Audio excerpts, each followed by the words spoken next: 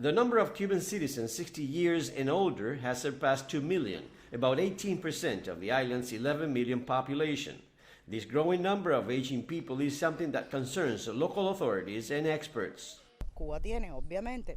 Cuba has had historically low fertility records since 1978, and over the past 5 years, the Cuban population has decreased in a natural way due to the low birth rate. Add to that significant migration. All this together is leading to a growing older population. The Cuban government is implementing a demographic attention program focusing on creating jobs. If we have less population, if we have an aging population now, then we must adapt to this reality through actions that use the available workforce in a more efficient manner. Lucrecia Carulla worked as a high school teacher for 38 years and retired a couple of years ago at age 60. But recently, she decided to join a government program calling on retired teachers to come back to the classroom.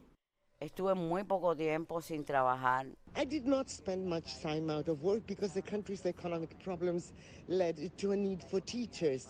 I wasn't doing much at home, and this way I could get an extra salary. In keeping with the government's demographic policy, local initiatives are also helping the elderly remain active. The aging trend in Cuba is projected to give the country the 9th oldest population in the world by 2050. More than 1 out of 3 Cubans will be at least 60 years old. At a recent news conference, executives with the United Nations Population Fund marked the 50th year of the agency's contribution to Cuba's demographic policies.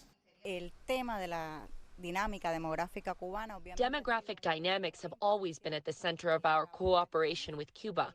We have backed nationwide surveys on aging as key elements for local policies, as well as initiatives which look at aging not only as a challenge, but as a process in which the elderly can play a participatory and active role in society.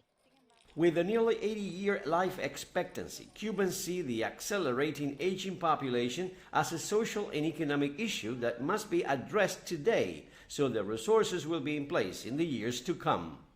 Luis Chirino, CGTN, Havana.